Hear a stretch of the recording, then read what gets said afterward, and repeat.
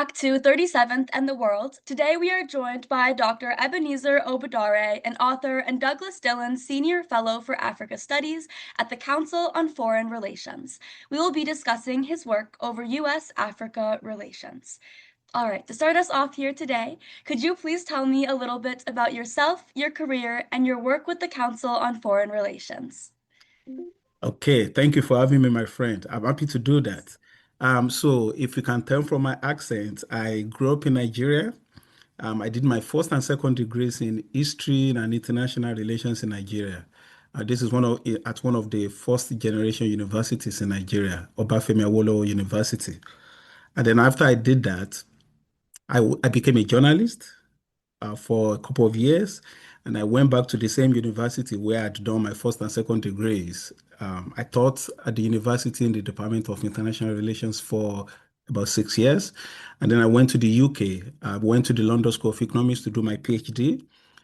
Finished 2005, did 1 year of postdoc until 2006, and then went to the University of Kansas, became an assistant professor, associate, became full tenure professor. I was at the University of Kansas for until 2022 when I joined the Council on Foreign Relations. So my work focuses on two things, and that's basically what I've been doing since I joined the council.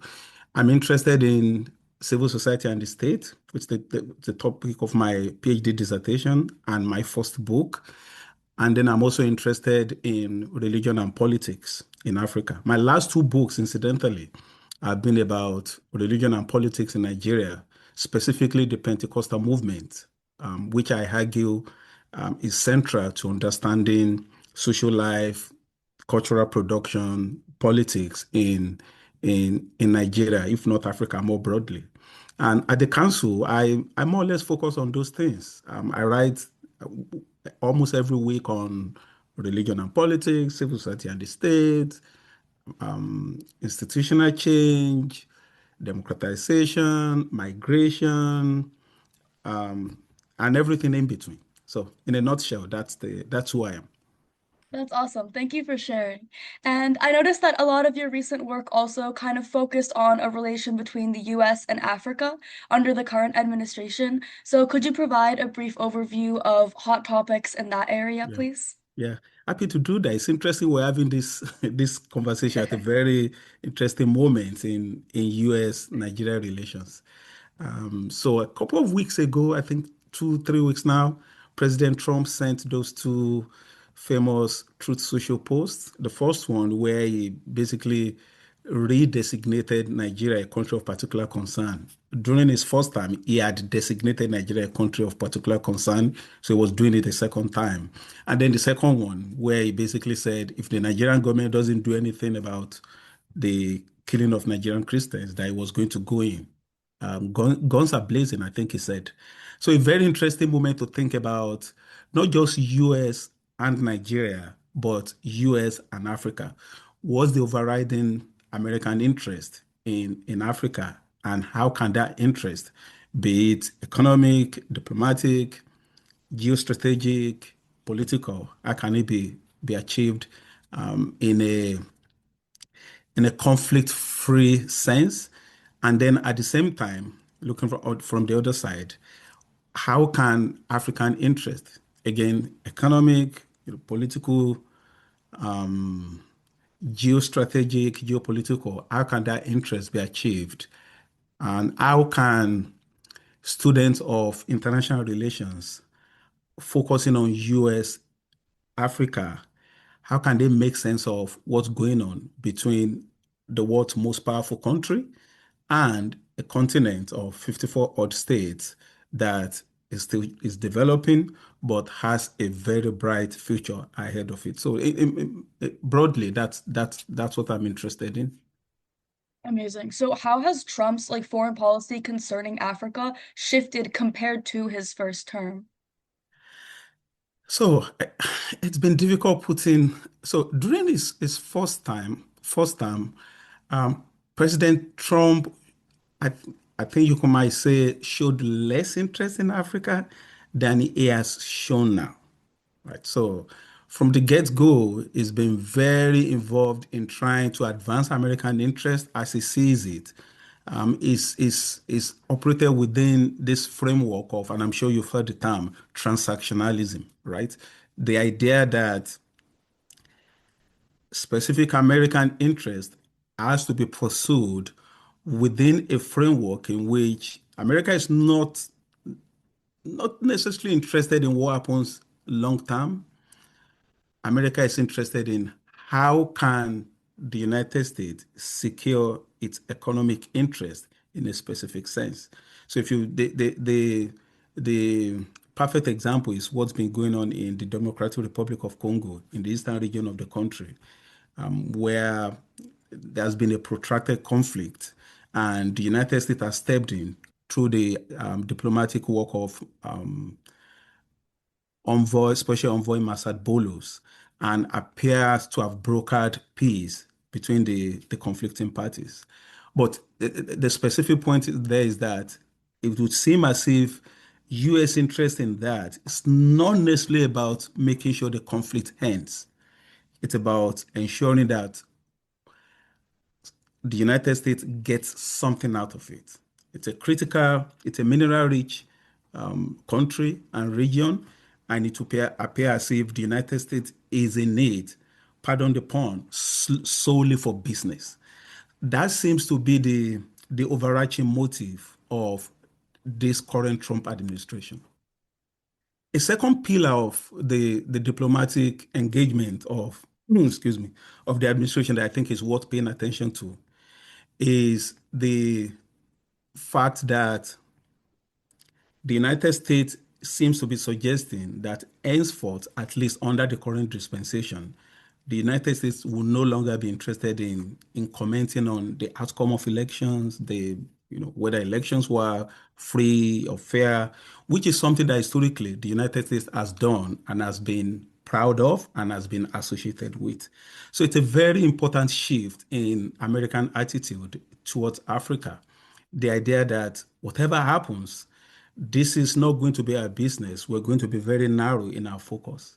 And you could say use the end of the AGOA agreement as another example of that. AGOA being the economic dispensation that allowed African countries to trade, to send goods to the United States at very reduced tariffs. The abandonment of that also signals that under the current administration, things will now be done differently. So you can look at those three examples to sort of come to the realization that when it comes to the United States and Africa, not only the tune, but it will appear as if the general direction has changed. So, if the United States has narrowed their focus in that sense and is no longer commenting on things that previous administrations have placed a high level of importance on, how does this speak to the United States like moral authority abroad and like when or where they're willing to step in? It's a great question. I like that because I'm a firm believer. If you've read any of the things I've written in the past, I'm a firm believer in the positive use of American power.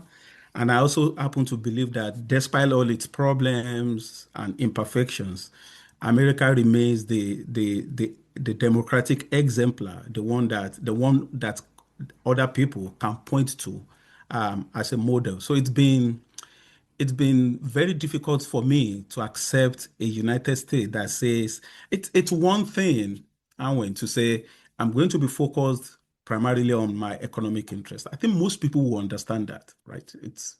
There is no free lunch in diplomacy. But the idea that the United States will abstain itself, hence relinquish any kind of moral authority, and by implication, erase that line dividing it from rogue countries like Russia.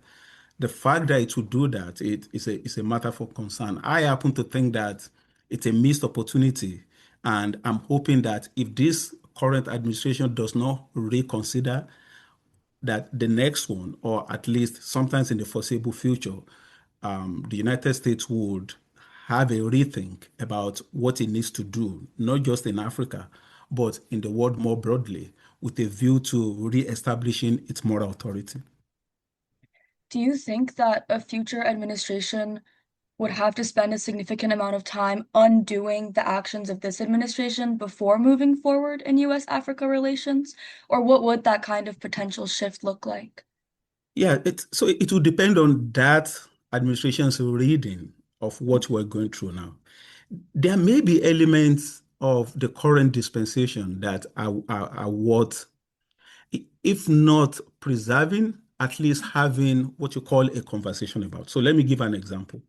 And it's something I should have mentioned earlier, which is the dismantlement of U.S. Agency for International Development. It's one of the signal moves that the current administration has made. It caused a lot of confusion and instigated a lot of controversy, as it should be. You're talking about the shuttering down of an agency that has more or less been associated with American soft power going back over 5 to 6 decades. So the controversy is understood. It's understandable. But I'm not so sure that what the next administration, whether Democrat or Republican, should do is to then say, because President Trump abolished USAID and shuttered it, what you should do reflexively is to undo that and bring it back. I think part of what we've seen over the last few months, and I've made some of my own personal contribution to this debate, part of what we've seen is that there is some appetite among policymakers, members of the intelligentsia, scholars in African countries for, if not complete dismantlement of the USAID, at least a rethink of it. So, in other words, one of the things that we'll have to do going forward in that imagined conversation that you've referenced is to think about the things that President Trump might have done well, even if unwittingly, and then the things that is done wrong as part of that conversation, and not say, because President Trump did A, we're going to do B, or because he went left, we're going to go right. I'm hoping that in that, as part of that conversation, we have a rethink about what's the use of American power. What is it that America does best? What under what circumstances has the United States excelled in its international diplomacy? And how is it that we can come back to the cornerstone principles of American diplomacy while not necessarily jeopardizing American interests? That's really interesting. Thank you.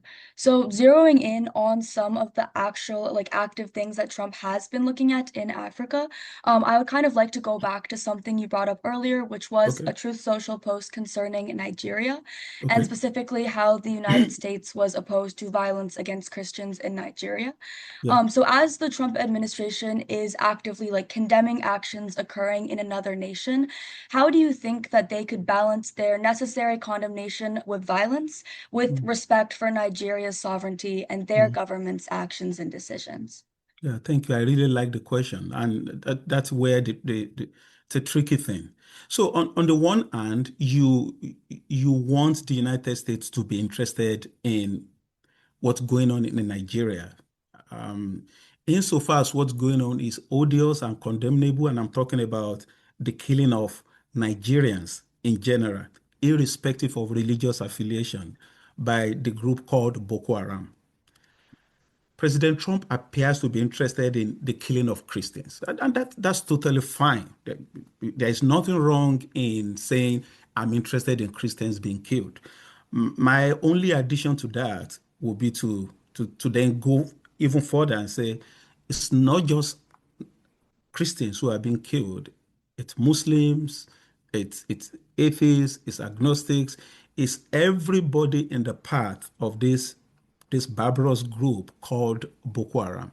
So, insofar as America is interested in eliminating Boko Haram, I think we should all be supportive. The other part, which you mentioned, is how we go about doing that is the most important thing.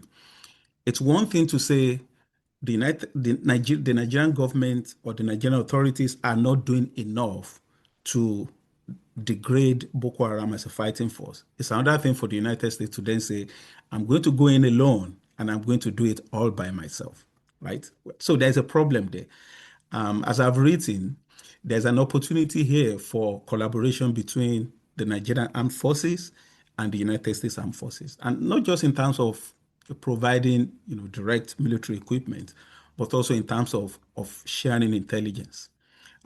So that's what I would recommend. But let me also make another point, which is interesting in light of some of the questions you've asked about apparent American disinterest in Africa. So which is an irony, given that in the very same moment that the United States seems to be saying, I'm going to be doing whatever I do only for economic interest, the United States is acting in this case in the name of an interest that is not, as far as we can see, economic.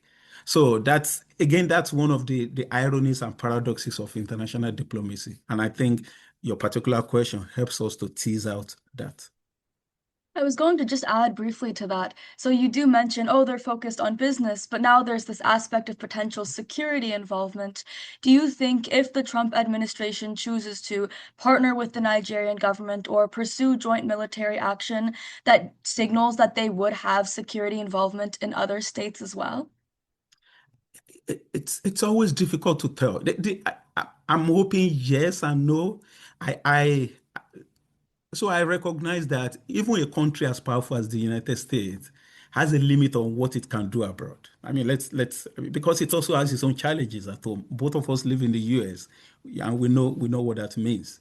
So I'm not um, a utopian. I'm not going to expect that in every corner of the world where there's a crisis, it's the United States that everybody should turn to douse the fires and eliminate the crisis using its own resources. Having said that, I think the United States can pick and choose. So we're talking about Nigeria, for instance. We can broaden our vision to the rest of the Sahel. So you're looking at part of northern Cameroon, Niger, Mali, Burkina Faso. These are countries that share contiguous boundaries and are all susceptible to the Islamist, various Islamist groups. It's Boko Haram in Nigeria, it's Al Qaeda, it's Al Shabaab, it's ISIS, it's ISWAP. All of these groups have an anti-modernist project that should concentrate the attention of African authorities and the United States.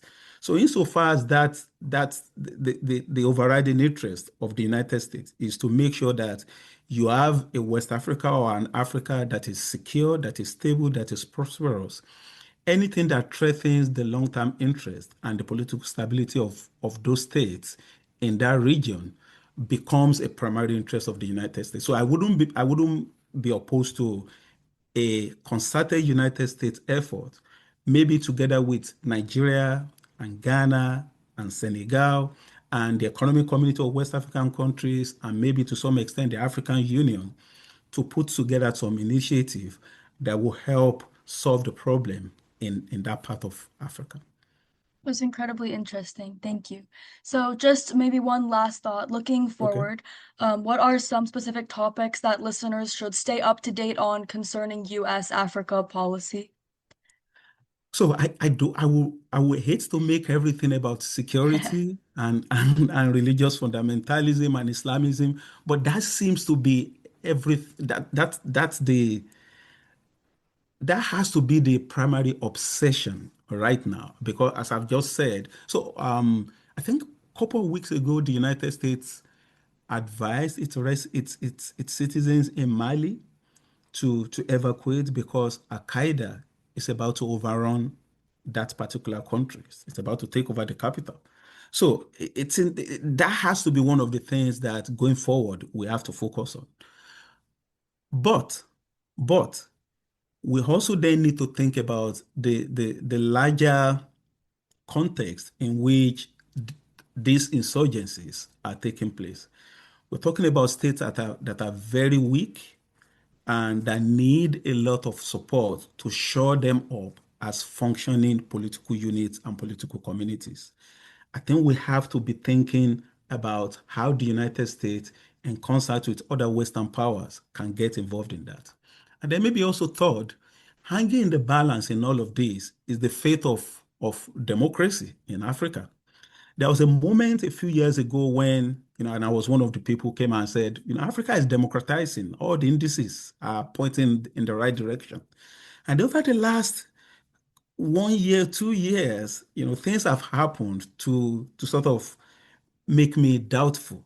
So whatever it is that the United States can do to help African countries consolidate as democratic countries hinged on the rule of law and protective of the interests of women, of minorities, of all citizens under the banner of democracy, whatever it is that the United States can do to bolster those countries and to strengthen them as liberal democratic countries, I think those things will be welcome. So those are the three more or less poles around which I think our interests ought to converge in the foreseeable future. That makes sense. Thank you so much for your insights today on this episode of 37th and the World.